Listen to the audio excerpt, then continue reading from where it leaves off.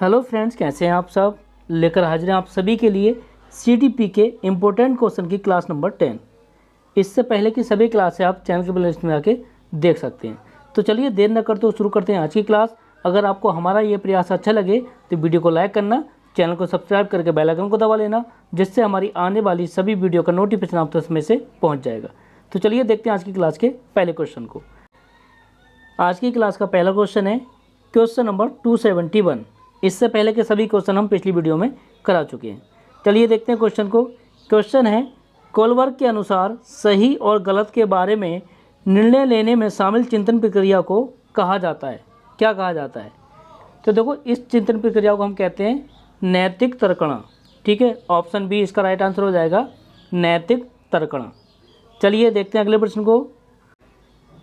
अगला क्वेश्चन है, शिक्षक को ये सलाह दी जाती है कि वे अपने, ये उपने लिख दिया है, अपने होगा, ठीक है, अपने शिक्षार्थियों को सामूहिक गतिविधियों में शामिल करें, क्योंकि सीखने को सुगम बनाने के अतिरिक्त ये डैश डैश डैश में भी सहायता करती है। किस में? तो देखो, इसका जो राइट आंसर हो जाएगा वो हो जाएगा ऑप्शन बी। ठीक है, ये बात सामाजिकरण में भी सहायता करती है। ठीक, चलिए बात करेंगे अगले प्रश्न की। अगला है, पियाजे के अनुसार 4 से 8 माह में कौन सा संज्ञानात्मक विकास होता है? 4 से 8 माह में। तो देखो, जब बच्चा 4 से 8 माह की एज में होता है तो उसमें जो विकास होता है वो होता है आँख हाथ संबंधन। ठीक है, बच्चे का जो हाथ होता है वो उसके मुंह पर या उसकी आंखों पर जाना शुरू हो जाता है, यानी ले जाता है बच्चा। ठीक, तो ये जो विकास हो जाता है आँख हाथ संबंधन, ऑप्शन बी राइट आंसर हो जाएगा। बात करेंगे अगले प्रश्न की। अगला है, बाल अध्ययन के पिता किसे कहा जाता है? बाल अध्ययन के पिता कौन है? तो देखो, इसका जो राइट आंसर हो जाएगा वो हो जाएगा आपका ऑप्शन बी, बाल अध्ययन के पिता हैं स्टैनले हॉल। ठीक, ऑप्शन ए राइट आंसर हो जाएगा। बात करेंगे अगले प्रश्न की। अगला है, नवजात के स्वास्थ्य को जांचने के लिए प्रयोग में ली जाने वाली मापनी स्केल है। जो नवजात बच्चा होता है उसके स्वास्थ्य को जांचने के लिए किस स्केल का हम यूज करते हैं? तो देखो, इसका जो राइट आंसर हो जाएगा वो हो जाएगा आपका ऑप्शन सी, WISC स्केल। ठीक है, ये जो स्केल होती है ये नवजात शिशु के स्वास्थ्य को जांचने के लिए होती है। ठीक, WISC scale, option C right answer हो जाएगा। बात करेंगे अगले प्रश्न की। अगला है, शरीर के शीर्ष भाग से प्रारंभ होकर नीचे की दिशा में होने वाली शारीरिक वृद्धि को जाना जाता है। जो वृद्धि शरीर के शीर्ष भाग से प्रारंभ होती है और शरीर की नीचे की दिशा में जाती है वो कौन सी वृद्धि कहलाती है? तो देखो, वो जो वृद्धि होती है वो होती है सिर पदाभिमुख अनुक्रम। ठीक है, ऑप्शन ए राइट आंसर हो जाएगा, सिर पदाभिमुख अनुक्रम। चलिए बात करेंगे अगले प्रश्न की। अगला है, जीव में विकास तथा वर्धन का पूरा होना परिपक्वता कहलाता है। ये परिभाषित किया है, किसने परिभाषित किया है? तो देखो, ये बात कही है सार्टेन ने। ठीक है, ऑप्शन बी राइट आंसर हो जाएगा, सार्टेन। बात करेंगे अगले प्रश्न की। अगला है, निर्जीव वस्तुओं का सजीव गुण देने वाली प्रकृति का पियाजे ने क्या नाम दिया है? तो देखो, पियाजे ने उस चीज़ को कहा है सजीव चिंतन। ठीक है, ऑप्शन सी राइट आंसर हो जाएगा, सजीव चिंतन। बात करेंगे नेक्स्ट क्वेश्चन की। अगला है, बालकों के सर्वोत्तोन्मुखी विकास हेतु सर्वाधिक उचित विद्यालय है, यानी ऐसी जगह जहां बच्चे का सभी तरह का विकास होता है। तो देखो, उसका जो राइट आंसर हो जाएगा वो हो जाएगा आपका ऑप्शन ए, खेल का मैदान। खेल का मैदान ऐसा है जहां बच्चा सब कुछ सीखता है। ठीक है, उसका शारीरिक विकास भी होता है, मानसिक विकास भी, सामाजिक विकास भी। ठीक, तो ऑप्शन ए राइट आंसर हो जाएगा, खेल का मैदान। चलिए बात करेंगे नेक्स्ट क्वेश्चन की। अगला है, बालक के विकास से ज़्यादा महत्वपूर्ण क्या है? ये से नहीं होगा, ये में होगा। ठीक है, बालक के विकास में ज़्यादा महत्वपूर्ण क्या है? वंशक्रम भी महत्वपूर्ण होता है, वातावरण भी। इसका मतलब ऑप्शन सी राइट आंसर हो जाएगा, वंशक्रम एवं वातावरण दोनों।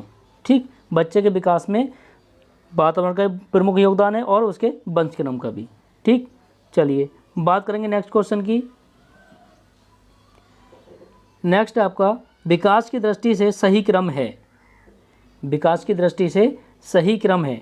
तो देखो, इसका जो राइट आंसर हो जाएगा वो हो जाएगा आपका ऑप्शन ए, विकास की दृष्टि से ऑप्शन ए सही क्रम है, यानी आत्मीकरण, समायोजन और फिर अनुकूलन। ठीक, ऑप्शन ए राइट आंसर हो जाएगा। बात करेंगे अगले प्रश्न की। अगला है, पियाजे के संज्ञानात्मक विकास चरणों में से कौन एक सही नहीं है? इसमें से कौन एक सही नहीं है? तो देखो इसका जो राइट आंसर हो जाएगा वो हो जाएगा आपका ऑप्शन ए, पूर्व ज्ञान। ठीक, पूर्व ज्ञान। अगला है, मैडम मॉन्टेसरी ने अधिगम परिवेश में सर्वाधिक बल किस पर दिया? तो देखो इसका जो राइट आंसर हो जाएगा वो हो जाएगा आपका ऑप्शन बी, ज्ञानेंद्रियों के उपयोग पर। ठीक है, मैडम मॉन्टेसरी ने ज्ञानेंद्रियों के उपयोग पर सबसे ज़्यादा बल दिया। ऑप्शन बी राइट आंसर हो जाएगा। बात करेंगे नेक्स्ट क्वेश्चन की। अगला है, पियाजे के अनुसार मूर्त संक्रिया का स्तर किस अवधि में घटित होता है? मूर्त संक्रिया, तो देखो इसका जो राइट आंसर हो जाएगा वो हो जाएगा आपका ऑप्शन सी, 7 से 11 वर्ष। चलिए बात करते हैं नेक्स्ट क्वेश्चन की।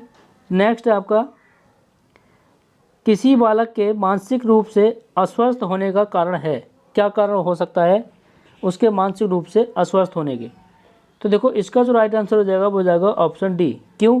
क्योंकि देखो परिवार का वातावरणीय कारण हो सकता है, कक्षा का वातावरणीय हो सकता है और पास पड़ोस का वातावरणीय इसका कारण हो सकता है। इसका मतलब उसके मानसिक रूप से अस्वस्थ होने का कारण उपयुक्त सभी आंसर हो जाएगा। चलिए बात करेंगे अगले प्रश्न की। अगला है, छात्र की प्रयोगात्मक दक्षता के आकलन का यथोचित रूप है?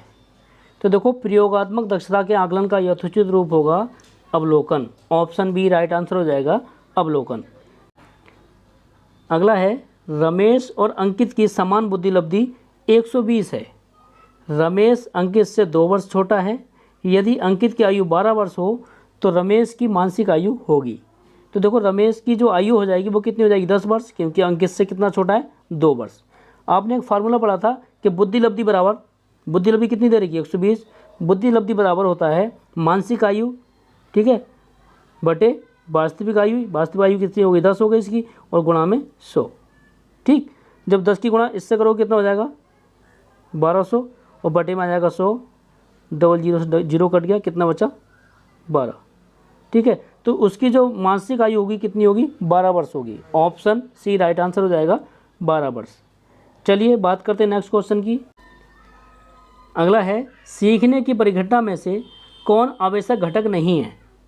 तो देखो सीखने की परिघटना में से शिक्षक आवश्यक घटक नहीं है। ऑप्शन डी राइट आंसर हो जाएगा। बाकी अधिगमकर्ता भी आवश्यक है, आंतरिक व्यवस्था भी और प्रेरक भी। शिक्षक इसका आवश्यक घटक नहीं है। चलिए बात करते हैं नेक्स्ट क्वेश्चन की। नेक्स्ट है, निम्नलिखित में से कौन सा सिद्धांत ये दर्शाता है कि अपेक्षित व्यवहार के सन्निकट सकारात्मक प्रतिक्रिया तथा पुनर्बलन के फलस्वरूप व्यवहारात्मक विकास किया जा सकता है? तो देखो इसका जो राइट आंसर हो जाएगा ऑप्शन सी, ऑपरेंट अनुबंधन।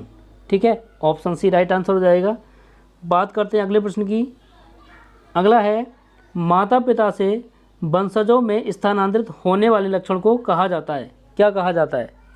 तो देखो इसे जो कहा जाता है वो कहा जाता है अनुवांशिकता। ठीक है, अनुवांशिकता। ऑप्शन सी राइट आंसर हो जाएगा। बात करते हैं अगले प्रश्न की। अगला है, बुद्धि का कौन सा सिद्धांत सामान्य बुद्धि जी और विशिष्ट बुद्धि एस की उपस्थिति का समर्थन करता है? बुद्धि का कौन सा सिद्धांत सामान्य बुद्धि जी तथा विशिष्ट बुद्धि एस की उपस्थिति का समर्थन करता है? तो देखो इसका जो राइट आंसर हो जाएगा वो हो जाएगा आपका ऑप्शन सी, स्पीयरमैन का द्विखंड सिद्धांत। ठीक है, ये सिद्धांत सामान्य बुद्धि जी और विशिष्ट बुद्धि एस की उपस्थिति का समर्थन करता है। चलिए बात करते हैं नेक्स्ट क्वेश्चन की। नेक्स्ट है, व्यक्तित्व स्थायी समायोजन है किसके साथ? पर्यावरण के साथ, ये बात भी बिल्कुल सही है। जीवन के साथ, ये बात भी सही है। प्रकृति के साथ, ये बात भी सही है। इसका मतलब ऑप्शन डी राइट आंसर हो जाएगा, ये सभी। बात करते हैं अगले प्रश्न की। अगला है, शर्म तथा गर्व जैसी भावना का विकास किस अवस्था में होता है? तो देखो ये जो विकास होता है वो होता है बाल्यावस्था में। ऑप्शन बी राइट आंसर हो जाएगा, बाल्यावस्था। बात करते हैं नेक्स्ट क्वेश्चन की। नेक्स्ट है आपका, शैशवावस्था की मुख्य विशेषता नहीं है। कौन सी विशेषता है जो शैशवावस्था की विशेषता नहीं है? तो देखो इसका जो राइट आंसर हो जाएगा ऑप्शन सी हो जाएगा, चिंतन प्रक्रिया। ठीक है, चिंतन प्रक्रिया जो है शैशवावस्था की मुख्य विशेषता नहीं है। बाकी सीखने की प्रक्रिया में तीव्रता ये भी है, जिज्ञासा की प्रवृत्ति ये भी है, अनुकरण द्वारा सीखने की प्रक्रिया ये भी है। ठीक है, चलिए बात करते हैं अगले प्रश्न की। अगला है किसी विद्यार्थी की, ये की होगा, ठीक है, किसी विद्यार्थी की सबसे महत्वपूर्ण विशेषता है। तो देखो किसी भी विद्यार्थी की सबसे महत्वपूर्ण विशेषता होती है उसकी आज्ञाकारिता। ठीक है, ऑप्शन डी राइट आंसर हो जाएगा, आज्ञाकारिता। बात करते हैं अगले प्रश्न की। अगला है निम्न में से किस स्तर के बच्चे अपने समकक्षी वर्ग के सक्रिय सदस्य बन जाते हैं। तो देखो ये जो बन जाते हैं किशोरावस्था के बच्चे। ठीक है, ऑप्शन ए राइट आंसर हो जाएगा, किशोरावस्था। बात करते हैं नेक्स्ट क्वेश्चन की। नेक्स्ट है आपका विकास शुरू होता है। तो देखो विकास जो शुरू हो जाता है वो शुरू हो जाता है प्रसव पूर्व अवस्था से, पूर्ण नहीं होगा, ये पूर्व होगा। ठीक है, प्रसव पूर्व अवस्था से, ऑप्शन बी राइट आंसर हो जाएगा। अगला है पियाजे के अधिगम के संज्ञानात्मक सिद्धांत के अनुसार वह प्रक्रिया जिसके द्वारा संज्ञानात्मक संरचना को संशोधित किया जाता है कहलाती है, क्या कहलाती है। तो देखो ये प्रक्रिया कहलाती है आपकी समावेशन। ठीक है, ऑप्शन सी राइट आंसर हो जाएगा, समावेशन। बात करते हैं अगले क्वेश्चन की। अगला है, ये क्वेश्चन डबल रिपीट हो गया शायद। कोलबर्ग के अनुसार सही और गलत के बारे में निर्णय लेने में शामिल चिंतन प्रक्रिया को कहा जाता है। तो इसे कहा जाता है नैतिक तर्कणा। ठीक है, ऑप्शन बी राइट आंसर हो जाएगा। अगला है डैश ने बालक के प्राकृतिक विकास के प्रभाव पर बल दिया। तो देखो ये जो बल दिया था ये दिया था मांटेसरी ने। ठीक है, ऑप्शन ए राइट आंसर हो जाएगा, मांटेसरी।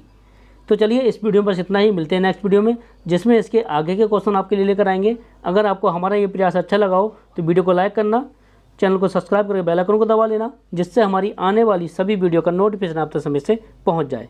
तो चलिए मिलते हैं नेक्स्ट वीडियो में, तब तक के लिए बाय।